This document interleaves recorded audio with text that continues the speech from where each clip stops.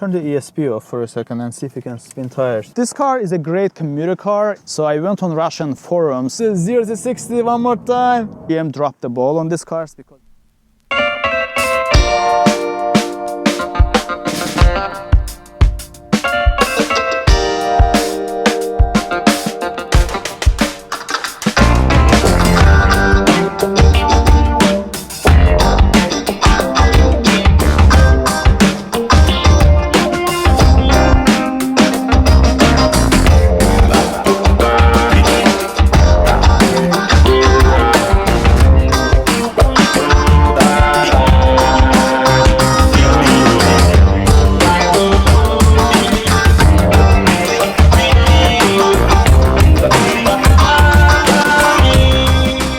to AccentOnCars. In today's video we have a very special car, guys. It's the first ever electric vehicle on this channel. We have a 2017 Chevy Bolt. This is a killer car. I wish I could say this was a Tesla killer, but it's not. It's actually Nissan Leaf and BMW i3 killer. This car had all the potentials of becoming #1 selling affordable electric vehicle in the United States, but Chevy kinda dropped the ball, but more on that later. We're gonna review its design, interior and cargo space. We're gonna talk about its driving and handling characteristics, but more importantly, we're gonna talk to the owner of this car who's had this car for the last 3 years, and he's gonna tell us all about the maintenance and reliability issues, cost of ownership, and he promised to be biased, but we are so grateful for him for providing the car and for participating in the video today. So stay tuned.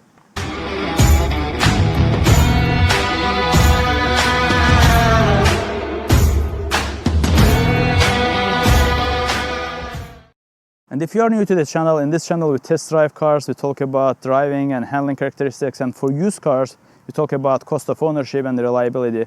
The one question that I'm trying to answer for you is whether a car is a good daily driver, a reliable commuter or not. So if you are interested in that kind of content, and if you like this content, I hope you can hit that subscribe button for me. Okay, so first of all, what is a Chevy Bolt? It's GM's compact and affordable electric vehicle that doesn't cost too much. I mean, it kind of does cost too much, but after GM incentives and all the tax credits, suddenly it's not as expensive anymore. And let's be honest, few people buy these cars for MSRP. Usually they get them for lower. So its main competitors are BMW's i3, Nissan Leaf, and Hyundai Kona that entered the market recently, and also Tesla Model 3. Only because it's electric car. Otherwise, Tesla has a stronger brand name and costs much more. And is considered to be a cooler EV, and that's why I said earlier that GM dropped the ball on these cars, because they did not advertise it enough. This came out well before Tesla Model 3, and it has a cool tech, so it had all the chances of being considered a cool electrical vehicle, but GM could not convince the buyers that this was that car, this was the electrical vehicle they were looking for. GM still sells a lot of this. In 2019, this was #3 in sales numbers among all the electrical vehicles in the United States. It only lost the first 2 places to Tesla Model X and Tesla Model 3. But hey, it sold more than Tesla Model S, and that's an achievement. But I should say that this gives you more range than Nissan Leaf and BMW i3, and that's a huge advantage of this car. I think it only loses to Tesla Model 3 in terms of range or EPA, but Tesla costs much more. This car is a great commuter car. I think it's for those who are either trying to be green and trying to switch to electrical vehicles, but don't have money for Tesla Model 3 or Jaguar I-Pace, or maybe they simply don't like those cars. Also, it's very popular among those people, like the owner of this car, who have a long commute and they just don't want to spend a lot of money on gas. So they're looking for a reliable, cheap commuter car, and this car having 238 EPA range is a great choice for that. Let's talk about range. EPA range is 238 miles, which was quite an impressive number when this car came out in 2017, but it's still quite impressive in our days, to be honest. That number, honestly, should be enough for any commuter. I mean, if you have to drive for longer than that to and back from work, then I'm sorry for you. But an average commuter probably charges this car once a week. I mean, 238 miles from such a small car, where's all the battery? I mean, I technically know where the battery is. It's under the floor, like in the middle of the car, but looking at the size of it, you wouldn't say that they were able to fit so much battery that will give you that much range. And I was so interested in finding out how the battery held up in much harsher conditions. So I went on Russian forums and I Googled Russian Chevy forums or watched Russian YouTube videos. And people say that even in Russia, in much colder condition and much harsher conditions, they are very satisfied with the range. They either get the range close to the EPA numbers, or sometimes they even go above that. And keep in mind that in Russia, I don't think you can get these cars brand new, or maybe you could, but it's like so much that people don't. So a lot of people buy them used. Somebody like exports them outside the US and imports into Russia. So people buying these cars in Russia buy them used, like 2 or 3 years old cars, and they still get like great, not MPG, sorry, I keep saying MPG because I'm so used to gasoline cars. They get this close range close to the EPA numbers in colder conditions. So I think Chevy did a great job with the battery. My AMG takes 19 gallons of gas to fill it up. Honestly, I get the same MPG when this car gives you the same range for much cheaper. Let's talk about the engine and power. The car has a single electric motor that produces around 200 horsepower and 260 pound-feet of torque, or around 350 Newton meter. GM says that it reaches 0 to 60 in 6.5 seconds. And it's interesting that it's not even covered under any plastic. Like, why should this be open? I don't know. I'm even like afraid putting my hand in there. I don't want to get electric shock, and I don't want to get killed by electricity because the voltage must be really high. Okay, let's talk about the ownership. And we have the owner here. Alexander, thank you so much for providing your car for review today and being a guest in this channel. So we'll ask him questions, and he's gonna, like I said earlier, he promised to be unbiased, and he's going to be very honest about the car, any issues he's had, whether he likes the car, what he likes, what he doesn't like, and all of that is coming up next. All right, so first question is, why did you decide to buy Chevy Bolt, or how did you decide to go electric? So that's my first experience owning an electric car, and I actually was looking for a car to replace my 2002 Jetta that was just falling apart, and I was looking for a pretty inexpensive, high-efficiency car that can handle my commute and don't break a bank, and something that is actually cheap to own, because we already have a pretty expensive car that my wife drives. So I was looking for like something that I can own for cheap and drive for cheap. Okay, so how do you use this car? Is it your daily driver? Is it your main commuter? Yeah, so I use this as my daily commuter, and on the weekend we go for some getaways around the state. Unfortunately, not to Cape Cod, but yeah, if it's something nearby, then we definitely drive. Yeah, the whole world is on lockdown right now. Or do you mean that it doesn't have enough range for going to Cape Cod? So when you go to Cape Cod, We are in Massachusetts, by the way, guys. yeah, unfortunately, you may need to charge, especially if you go to P-Town. But if you go like to the very beginning of Cape, it's be fine. But at least I needed to have some range on Monday so I can get to work and charge. Yeah. So now it's less of a problem because I have charging at home. But before that, I needed to save some range. All right, yeah. So although this car has a great range, but for longer commutes or for longer trips, you have to do some planning. But honestly, that's true about most electric cars anyway. You have to do like planning, and you have to mark the charging stations on the way. It's just like some manufacturers, such as Tesla, have more infrastructure than others. By the way, can you use any Tesla chargers? Can you plug this car? No, unfortunately I cannot, and that's actually a bummer, because I would like to go like north on this car, but there's only Tesla chargers up there. The other question is, what other cars did you consider before buying this car, and how much did you pay for it? So I was looking at a lot of cars, so I was a huge fan of Tesla, so I wanted to have a Tesla Model 3, but it wasn't available, and we did not have a clear date on when I'll have it.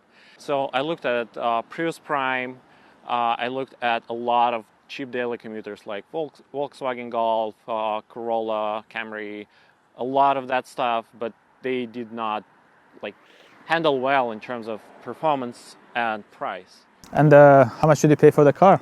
So the car was about 38 grand at the sticker price, but I got it list, and then I also got 5,000 in rebates from GM. and 2,500 in rebates from Massachusetts State. If I were buying this car, I would also get 7,500 as a rebate from the federal. Oh, I see. So you could get even rebates on a leased car. Yes, if in certain states. And this proves what I said earlier, guys. Few people pay MSRP for these cars, and there are like promotions and deals and credits running all the time. So it makes this car even more attractive in terms of like cost saving. So we know that electric cars tend to be more expensive than most internal combustion engines. I mean, let's be honest, like a commuter could consider Toyota Corolla, which is a fantastic car, also has a very high MPG. But I guess I'm trying to understand whether going electric makes sense and whether you save money in a long range, because I assume you don't have to worry about oil changes, gas prices, or anything. So what do you think? Like, do you think like you'd save money in the long run? I'd say yes, definitely, because first of all, my lease is pretty cheap, so I'm paying about $170 a month in a lease. So it's pretty inexpensive. I'm actually saving on gas, so I'm technically driving this car for free.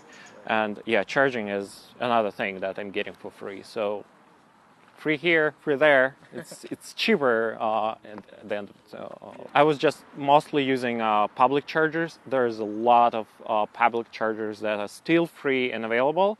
You have to chase them sometimes, but when you find it, it actually helps you to explore state. Okay, but now that we are on lockdown and a lot of people are working from home, I'm assuming you also work from home. How much does charging cost you now that you have to charge at home? Just would be curious to know how much you spend on electricity.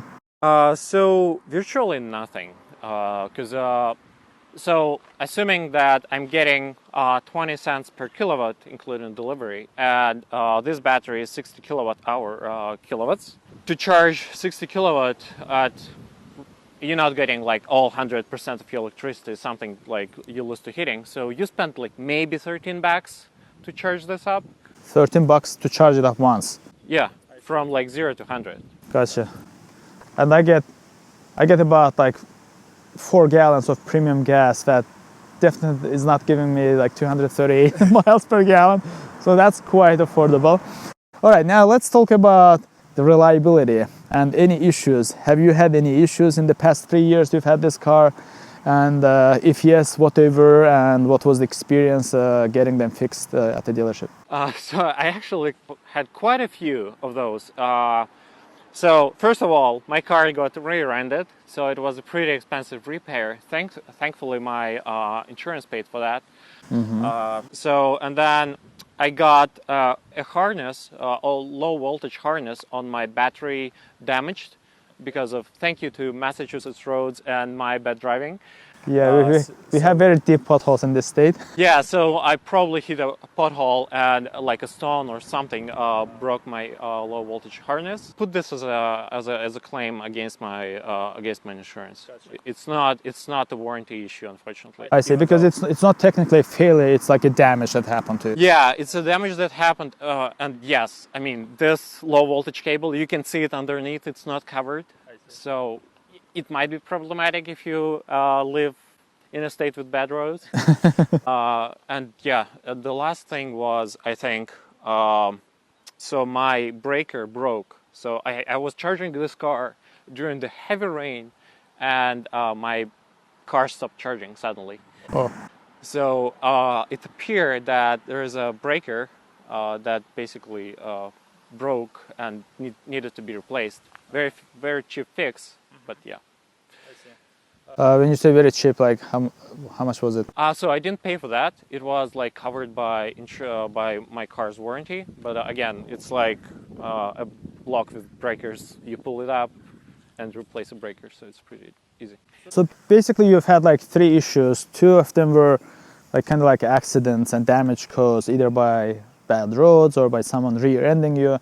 But the only failure that we can say that you've had was the breaker. And that's it in the 3 years of ownership. Yeah. And how many miles do you drive? 13,000. 13,000 a year? 30. So that's like most of us. And but most of us would have spent much more in the 3 years. We would have spent much more on the brakes or like wear and tear items. So yeah, I think makes the car a really good and affordable commuter. What do you like the most about this car and what you don't like? So I love almost everything about this car because it's nimble, it's pretty fast, and it's like, I mean, it's good looking. For GM car, it's really nice looking. So let's start walking around and looking at the design, which is, in my mind, the design is subjective. So I'm glad Alexander likes the design. I would say that it looks like a teenager minivan.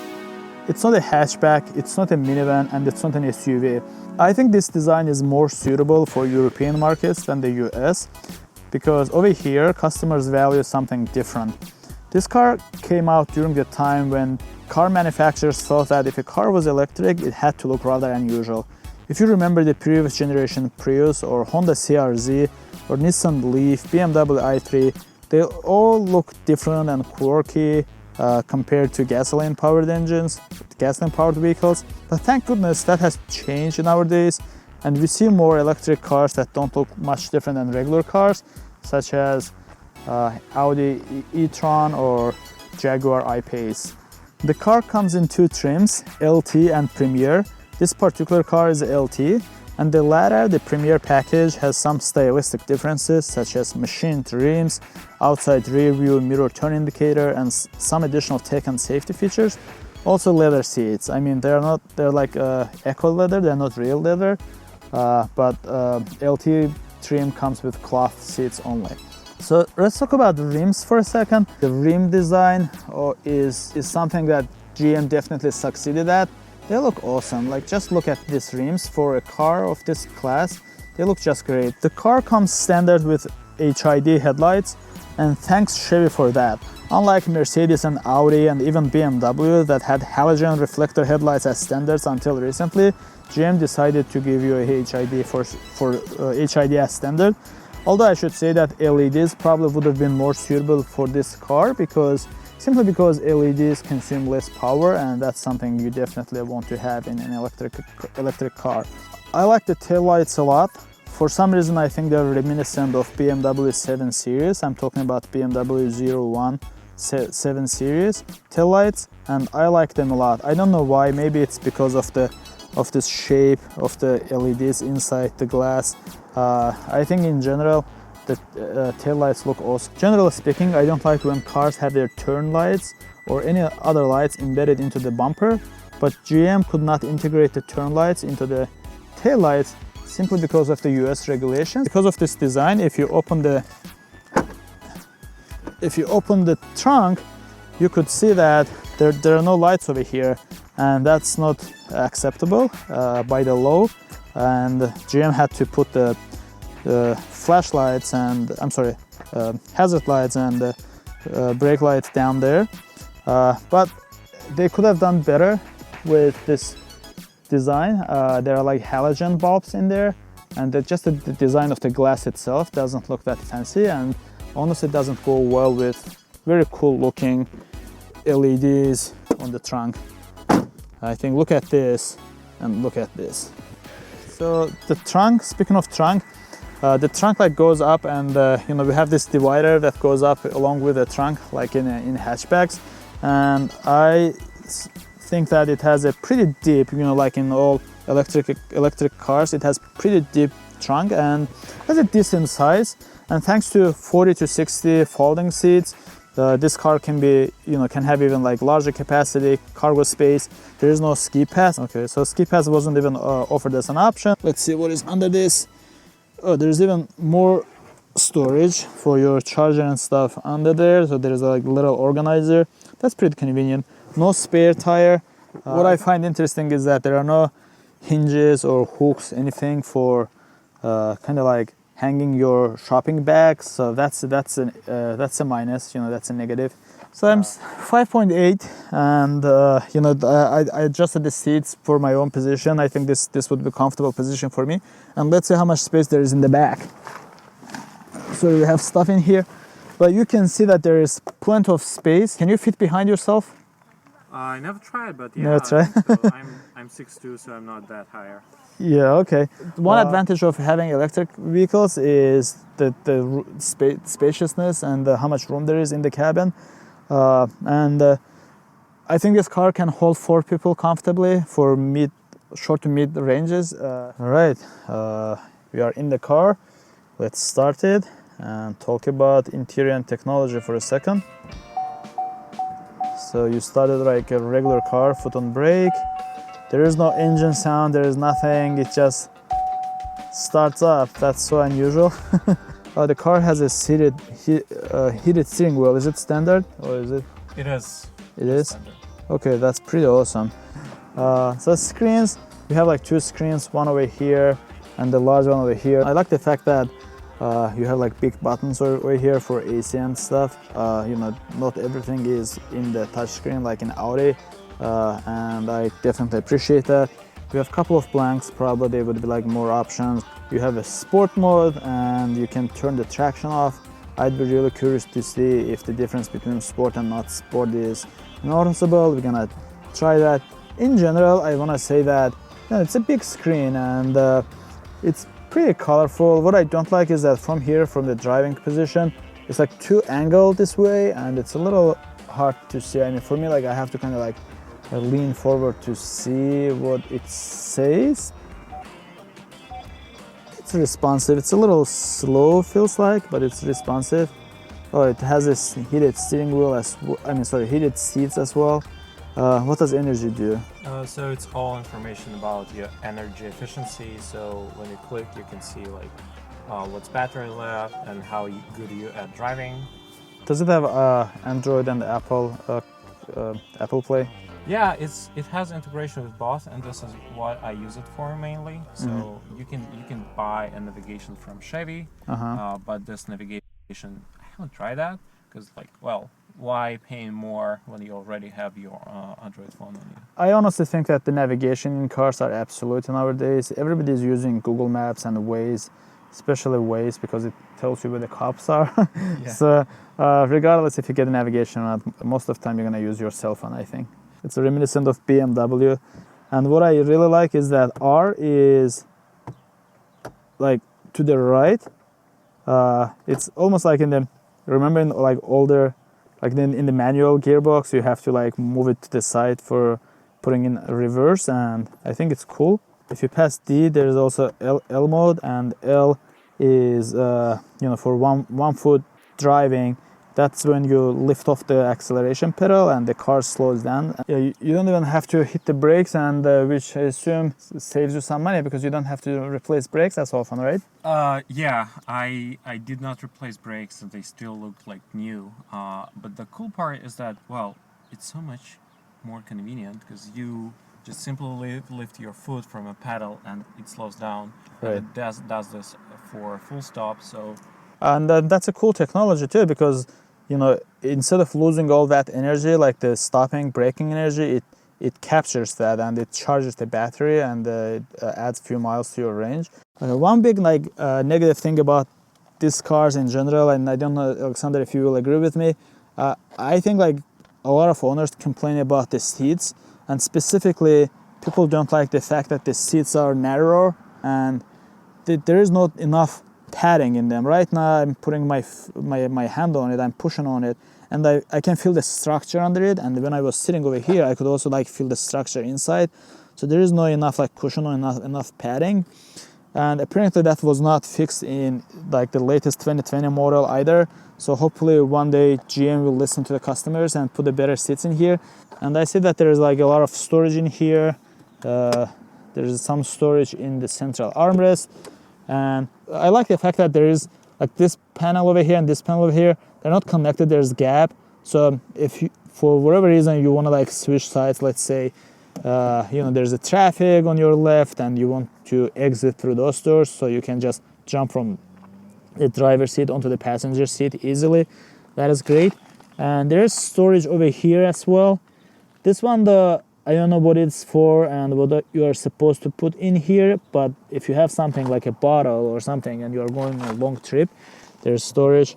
Down there, there's more storage.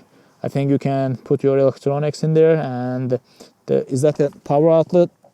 Yep, that's a power outlet. All right, let's go for a ride. All right, so in terms of suspension, GM says that Bolt has a performance suspension, whatever that means. I have no idea. What is your experience with the suspension? I'd say it's okay. It's pretty nice handling. Again, this car has eco tires, so it's not has like this great of a grip. But what they say when they just launched this car, they put this car against Golf GTI on slalom, and this car beat the Golf GTI. Really, on slalom? Yeah. Okay. I like them so far. I gotta drive a little more to tell. Interior materials, I like the combination, like the color combination. It's like white and black, and it looks pretty cool. I definitely like it, and I like the shape, and it looks like it has like this wavy forms, and it's great. But everything I can touch so far is made of like hard plastic, so there is no soft plastic anywhere. Luckily the armrest is a little softish, so you know, and the armrest on the door, like the door handle, is just a little softer than the other plastic, but it's not like too soft, and might be a little uncomfortable resting your elbow in it for extensive duration of time. The steering, it's obviously it's electrical assisted steering. There's no electrical power steering, and it's a fixed ratio. And so far, like in the city driving, it's good. I like it, and there's a nice way to it. And brakes are strange. I don't know. I push them, the car slows down, but I have to like keep pushing and pushing. It's almost like that the brake pedal travels too much. There's like a lot of pushing you have to do. Yeah, I mean, I agree. It has like a long distance because first it uses electric motor to brake, but when you hit it, in case of emergency, it like stops. Okay. So yeah, you can try that. Yeah, not right here. Once we get on the highway, the real stopping happens towards the end, like when you push it all the way. So right now we are in the normal mode, meaning like I'm using both pedals, and I'm gonna use the one pedal driving in a bit. We're gonna like try it. In terms of acceleration, I wanna say that yes, it has plenty of power. It's not like mind-blowing fast. Like people driving Teslas say that, oh my gosh, this is so fast. It's not that fast, but it feels like a good V6 at least. It's definitely faster than more four-cylinder cars like Corollas or even Camrys. It gets going. I like the way the acceleration pedal is adjusted. It's very linear, so you can like rest your foot on it and drive slowly, or you can like push it down and it reacts in a very linear way. Maybe that's true for most electric cars, I don't know. There is no like turbo lag, there is none of that basically, and it's amazing. I'm sitting pretty high, like in terms of sitting position. Oh yeah. That's what I'm saying. Yeah, merging on a highway is fun in this car. You push it down and it kicks you back. It's not even in the sport mode, right? It's not even in the sport mode. By the way, let's put it on sport mode and see if we can tell any difference. Do you know if the steering wheel changes if you put it on the sport mode or not? I rarely use it, so Okay. Yeah, I think I feel a slight difference in throttle response, and it's gotten a little faster. I mean, not faster, but it reacts differently to my throttle inputs. And I like the cool sound it makes when you accelerate. It makes that electric motor sound. There is no exhaust, nothing. Noise isolation. I'm going. Let's get up to 65. So I'm going like 68 right now. I think it has a decent amount of isolation. It's not that noisy in here. I think that from the bottom, maybe because there are batteries on the bottom, I don't hear that much of road noise from the bottom. But under the wheel wells, where the wheels are, most of the noise comes from there. Also, the wind noise is kind of like also like audible. You hear some wind noise, but it's pretty like bubbly, right, in terms of design. So that reduces the wind noise for sure.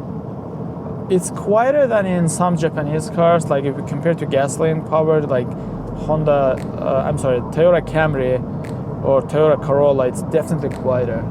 So far I'm liking it as a daily driver, as a commuter. If I had a long commute, I would consider an electric car, and Chevy Bolt specifically. Steering is very responsive.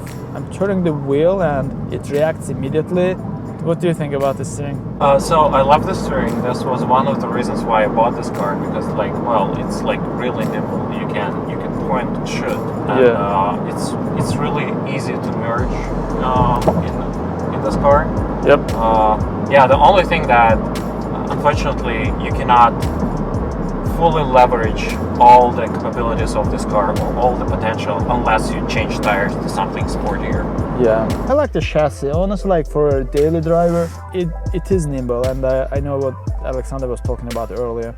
One pedal driving is so unusual. Like I want to put my foot on the left brake, on the left pedal, just because I'm used to it. But you don't have to. You just let the accelerator go, and it slows down immediately, and it slows down pretty well. Like it feels as if I push the brake, so it doesn't just like slow down a little bit, it brings you to a complete stop. All right, let's see how fast we can get to 60. There's slight power steering. Yeah, when you accelerate from a standstill, when you like hard accelerate, there is some power steering because it's front wheel drive. How was it on the snow? So again, tires aren't great, so because of that, it's really slippery. I guess if you put like really nice snow tires on this car, or you'll get a pretty nice handling, because again, you can dosage energy with your pedal really nicely. I see. Let's turn the ESP off for a second and see if you can spin tires.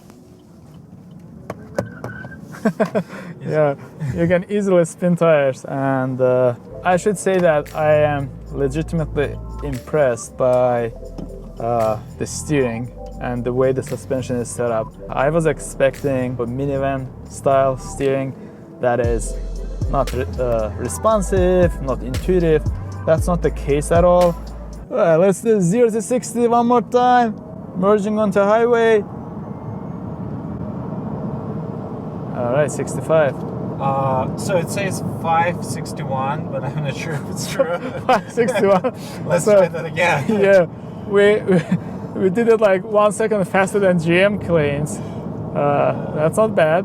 We didn't capture on the camera, but we tried it previously, and it said 6.5. Yeah. That was 6.4. Yep, and that's more like close to like aligned with what GM says that this car can do. 1, 2, let's go. All right, 0 to 60.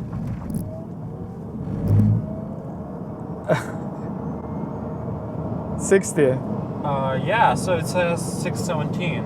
617. The application doesn't work that great, unfortunately, but it did few times, and we were close to manufacturer claimed numbers.